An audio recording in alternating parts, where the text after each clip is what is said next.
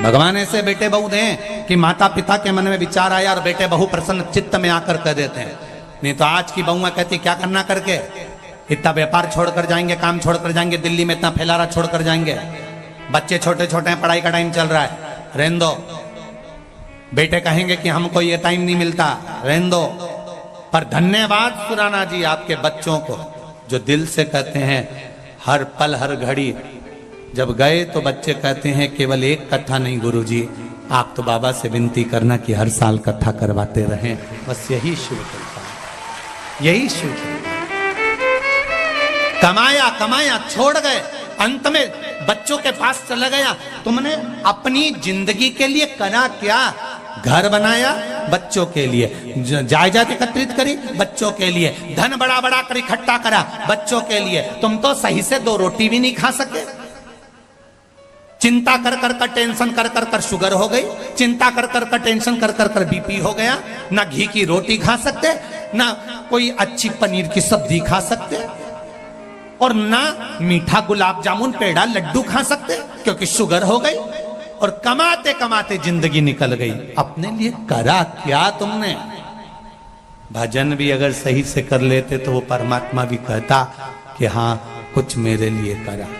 और गए मरकर ऊपर तो यमराज से लड़ाई कर रहे। मैंने नीचे गया था साला सरजी घूमने के लिए, तो मैंने 10 रुपए का झंडा खरीदा था, 50 रुपए का चूरमा खरीदा था, भगवान को चढ़ाया था। मेरा पुण्य मैंने करा है इसलिए मुझे बैकुंठ भेजो।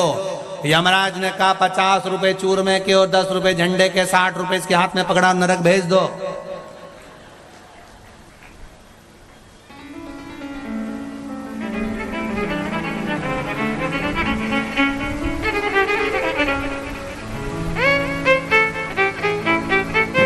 इतना सा करा और बखान माँ बैकुंठ के दरवाजे पर भी जाकर झगड़ा कर रहा है, मुझे अंदर जाने दो, मुझे बैकुंठ जाने दो। तो बैकुंठ अधिपति ने भी पूछ लिया, यमलोक में यमराज ने पूछ लिया, तूने पुण्य क्या करा वो तो बता। मेरे पास इतनी जमीन थी वो तो बच्चों को दिया है, तो वो भी तो दान कहलाएगी। कोई दान मान नहीं, जोड़ जोड़ के सारे परिवार को दे दिया, कौन सा दान पुण्य कर दिया?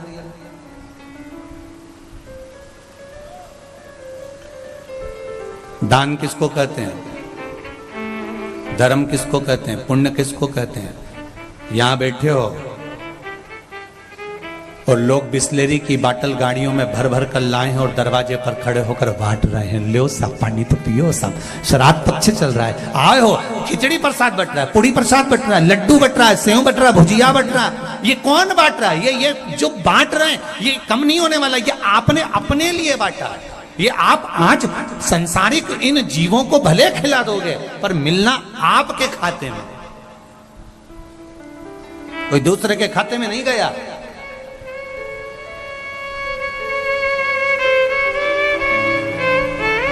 आज एक पत्र आया था बड़ा बड़ा विचित्र, और शायद इसमें भी है वो पत्र कि वो ढूंढना पड़ेगा, जिसने लिखा होगा वो खड़ी हो जाना भले, कि मेरा जवान की जवान बेटा 22 साल का मर गया। जिसने पत्र लिखा है मैंने थोड़ा सा ध्यान दिया है, जिसने लिखा होगा वो खड़ी हो जाना। 22 वर्ष का मेरा बेटा मर गया गुरुदेव, कोरोना में। जवान की जवान चले गया मेरा बेटा, और अब मैं क्या कर सकती हूँ उसके लिए? मैं उस बच्चे के लिए क्या करूं? हमने पहले भी कथा में कहा, कल भी बोले, आज फिर बोलते हैं। श्राद्ध पक्ष चल रहा है। 19 तारीख से अशोकनगर में मध्य प्रदेश में कथा प्रारंभ होगी दोपहर में 1 बजे से 4 बजे तक। जो लोग अशोकनगर के आसपास रहने वाले हैं वो वहां पर कथा सुनो, जो दूर रहने वाले हैं वो टीवी पर, आस्था चैनल, फेसबुक पर कथा सुनो। और एक बात याद रखना,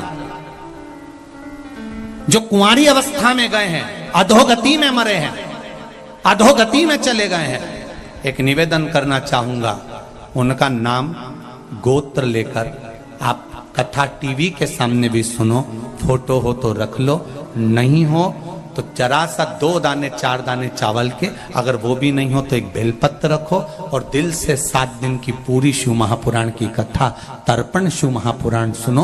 वो बेलपत्री एक ही लो, भले वो 7 दिन एक कॉपी में रख लो, किताब के अंदर रख लो, वो किताब अपने पास रख लो। 7 दिन में वो सूख भी जाएगी, सीधी की सीधी भी रहेगी। 7वें दिन उसको किसी शिवालय में, शंकर के द्वार या शंकर के मंदिर में कहीं पर ले जाकर उसका नाम लेकर चढ़ा दो कि बाबा मैंने तेरे लिए इस कथा को सुना, जो कोरोना महामारी में तड़प कर चला गया या अधोगति में मर गया, एक्सीडेंट में मर गया, गर्भ में चले गया। ये तर्पणचु महापुराण की कथा श्राद्ध पक्ष के चालू होगी 19 तारीख से 25 तारीख तक विराम होगी। अमावस्या के दिन उसका विराम है। आप कथा का स्मरण करिए।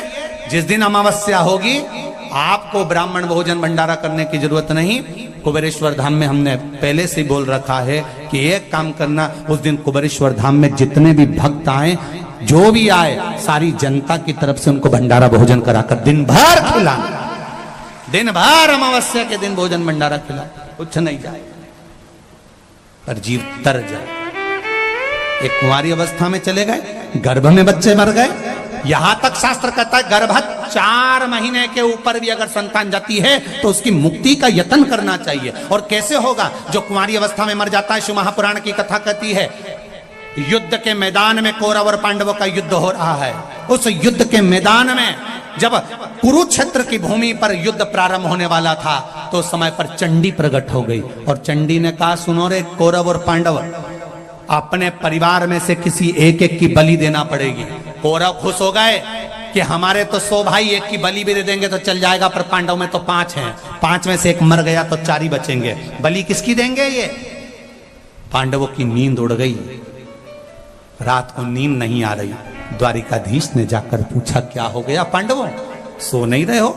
नींद नहीं है आंखों में। हम 5 में से किसी एक की बलि देना है कुरुक्षेत्र के मैदान में, तब चंडी प्रसन्न होगी, तब युद्ध कर सकते हैं हम। भगवान कृष्ण ने कहा, अर्जुन डरने की बात नहीं है, अर्जुन याद कर, द्रौपदी ने तुझसे एक वचन मांगा था पांडवों से। क्या वचन?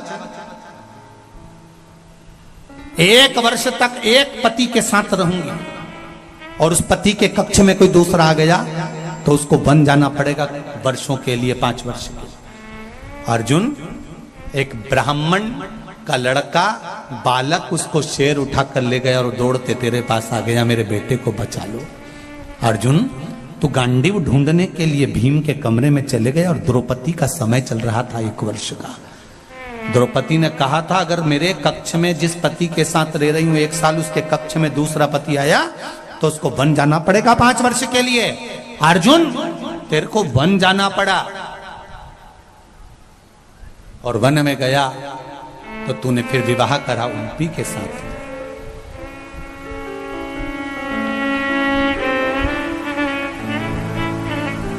अर्जुन,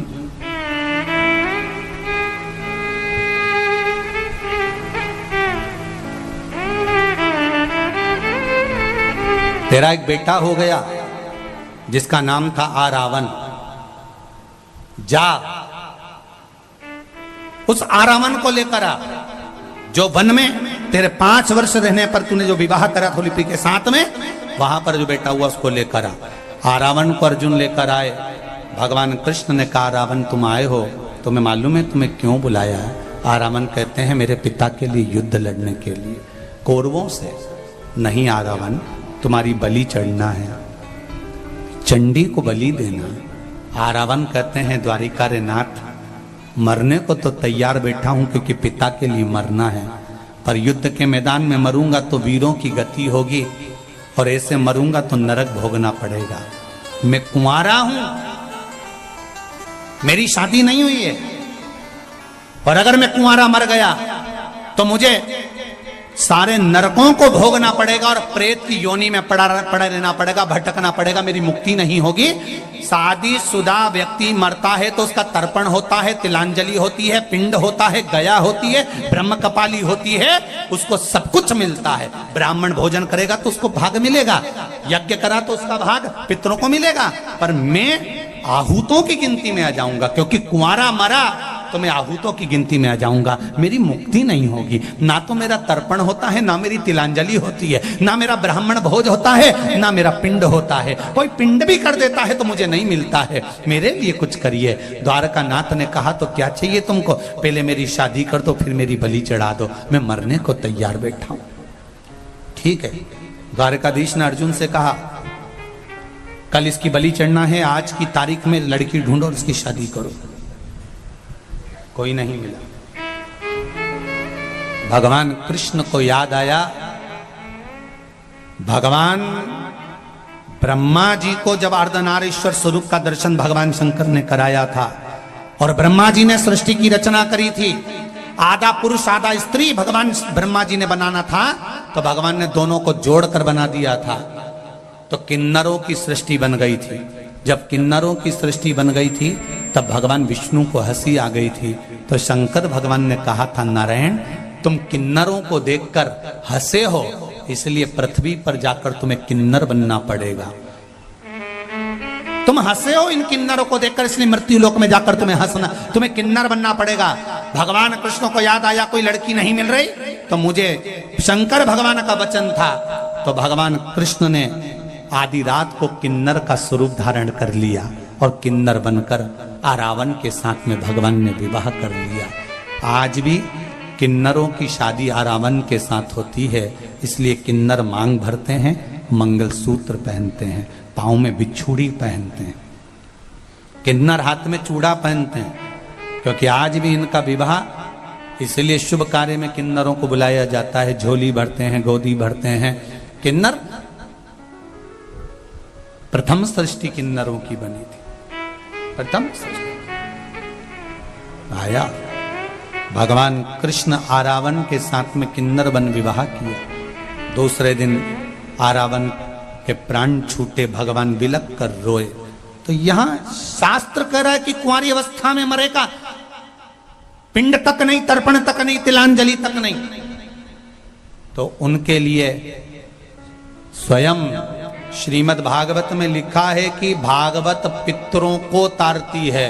शिव महापुराण में लिखा है कि सारी पुराणों के प्रबलता में शिव महापुराण जो अधोगति में मर गए, कुंवारे मर गए, गर्भ में मर गए, कैसे भी चले गए, बहुत अरमान थे, अभी मुझे ये करना है, अभी मुझे वो करना है, अचानक मर गया, अटैक आ गया, शुगर बढ़ गई, बीपी बढ़ गया, कहीं पड़ा मर गया। और बहुत अभिलाषा मन में थी, मरना नहीं चाहता था तो भी मर गया, अभिलाषा बहुत थी। पार्वती जी कहती हैं शिव जी से, इनकी गति, इनकी मुक्ति कैसे होगी? शंकर भगवान कहते हैं उसके लिए शिव महापुराण है, जो दिल से सुन लेगा उसको ना पिंड ना तर्पण कुछ नहीं चाहिए, वो तर गया। क्यों छोड़ो मौका, क्यों छोड़ो? हम तो कहेंगे 19 तारीख से कथा है तो टीवी का वॉल्यूम भी थोड़ा बढ़ा दीजिए। आस पास में कोई गति बिगड़ गई होगी, मरा होगा, चले गया होगा, उसको भी थोड़ी सी आवाज भले 1 सेकंड की जाए पर उसके कानों में चली जाए, 1 सेकंड की जाए। लोग कहेंगे मम्मी पागल हो गई हो क्या, टीवी की आवाज इतनी तेज कर रखी है। कोई बात नहीं बेटा, 3 घंटे की बात है, 2.5 घंटे की बात है। थोड़ा अगर दुकानों पर तुम्हारे LED लगी है, दुकानों पर टीवियां लगी हैं, तो दुकानों पर भी 1 बजे से 4 बजे तक टीवी की आवाज